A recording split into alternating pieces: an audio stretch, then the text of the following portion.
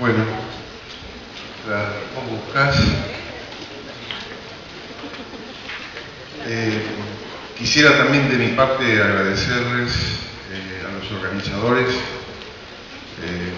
que me han recibido y nos han recibido con mucha calidez. Bueno, después de un almuerzo entrar a cuestiones epistemológicas, aparte de que es extraño que se aborden estas cuestiones, porque parecería que la gente de educación física no tendría que incursionar en estas cuestiones. Y yo diría, ya entrando un poco en materia, sí y no.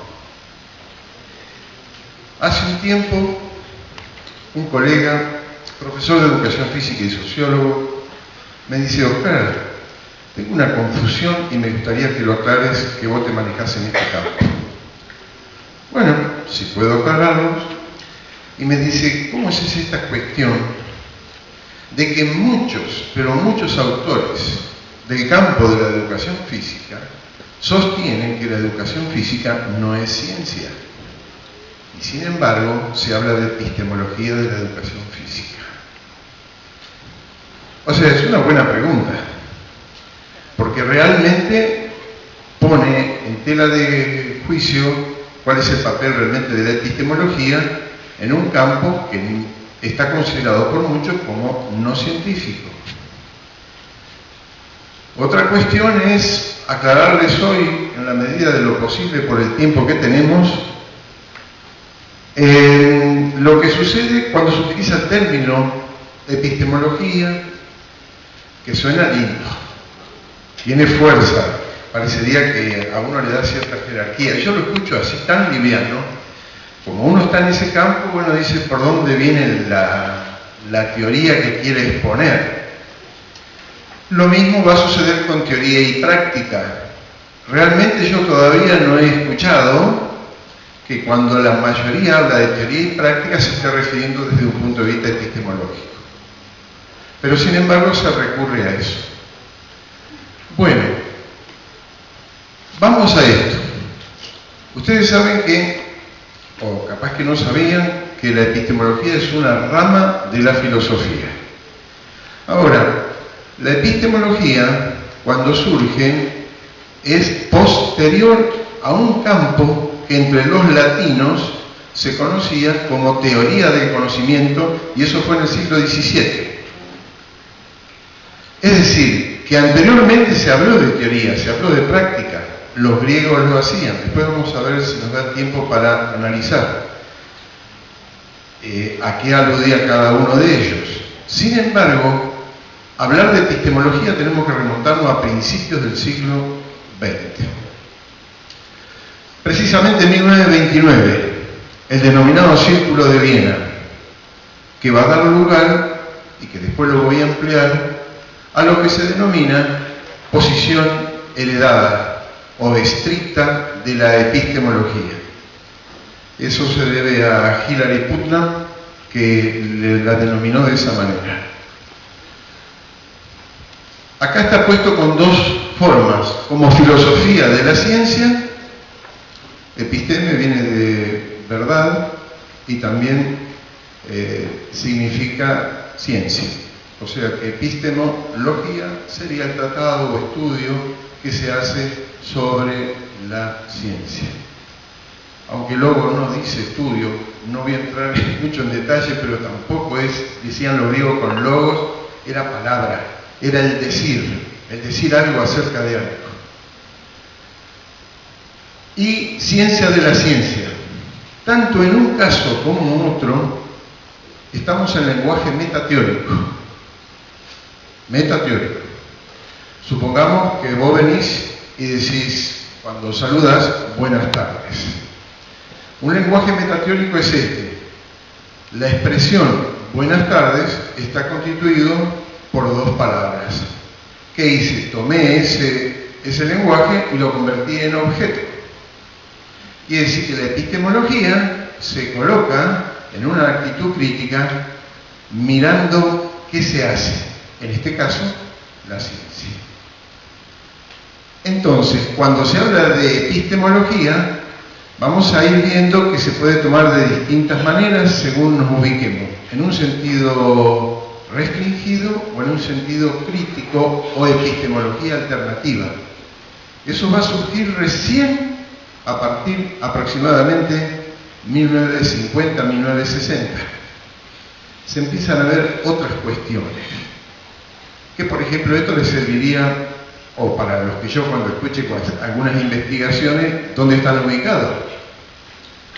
Precisamente, seguramente por el tipo de disciplina que es la educación física van a estar en una epistemología alternativa. Pero hay que ver si realmente hicieron un chequeo epistemológico para justificar lo que hicieron. Eso hace la epistemología. Nos ponemos en críticos. Yo hago esa tarea constantemente, inclusive para revisar artículos. Tengo que estar preparado para poder visualizar, por ejemplo, los términos, cómo se emplean, si tienen consistencia o no. Acá de investigaciones, las investigaciones es una rama precisamente de la epistemología. Acá evidentemente después vamos a ver líneas y planteos que se pueden seguramente dar en algunas investigaciones, si es cuantitativo o es cualitativo. Entonces, lo que hace precisamente la epistemología es ver cómo se producen y se validan los conocimientos llamados científicos, y en especial las teorías científicas. A eso está dedicada precisamente la epistemología. Ahí tiene una rama: semiótica, teoría del conocimiento, metodología de la investigación, ontología de la ciencia, axiología de la ciencia, ética de la ciencia, estética de la ciencia. Estas son las ramas nuevas que están circulando. Veamos en esto que está acá son oraciones. Por ejemplo, ¿qué hace un epistemólogo? Cuando a mí me presento una investigación, estoy viendo a ver qué tipo de lenguaje utiliza. La práctica debe seguir a la teoría. En primer lugar, oración prescriptiva. A la epistemología y a la ciencia no le interesa. No. Aparte, ¿qué quiere decir con que la teoría sigue a la práctica? ¿Qué entendés por teoría? Que por práctica. Ojalá que la teoría determine la práctica. Otra oración que precisamente a la epistemología ni a la ciencia le va a interesar. Esas se llaman oraciones desiderativas. Responden a un deseo. No interesa. Escuchadme, esto está bien en teoría, pero en la práctica tampoco me sirve. Estamos ante una oración interrogativa y realmente no nos va a llevar a ningún lado. Me gustaría que algún día los profesores de las asignaturas teóricas tengan más en cuenta a los profesores de las asignaturas prácticas en educación física. Seguramente es un discurso que también se habrá escuchado. Es desiderativo también. ¿Cuál sería la cuestión importante? Acá lo que nosotros buscamos en la epistemología es que la oración transporte los enunciados o proposiciones. ¿Qué es una proposición? Es una estructura lógica compleja integrada por términos. ¿Y cuál es precisamente lo importante de una proposición? Que puede ser verdadera o falsa. Y no saben o han escuchado hablar de Softy y Sayer. Desde el año 95 está surgiendo lo que se llama lógica precisamente difusa. Ustedes en el colegio seguramente tienen que haber visto la lógica tradicional. Cuando ponían, por ejemplo, para P, que es una proposición, lo que pasa es que está en lenguaje abstraído, tenía esta estructura. P podía ser falso o verdadero. Pero resulta que ahora hay objetos, lo vamos a poner con X para distinguirlo de la proposición, en que a veces pueden ser verdadero o falso, o falso o verdadero, o sea, que integran los dos. Y estamos en un problema. El celular que ustedes usan utiliza la lógica difusa. ¿Saben cuándo? Cuando ustedes están escribiendo, ¿vieron que se adelanta lo que están por escribir? Eso es trata de adelantarse y se está aplicando mucho. También en la cabina de los pilotos de avión se está usando. O sea, para que vean ustedes que está cambiando, no es ni blanco ni negro, sino que hay objetos que no son ni blancos ni negros, tienen ambas cosas.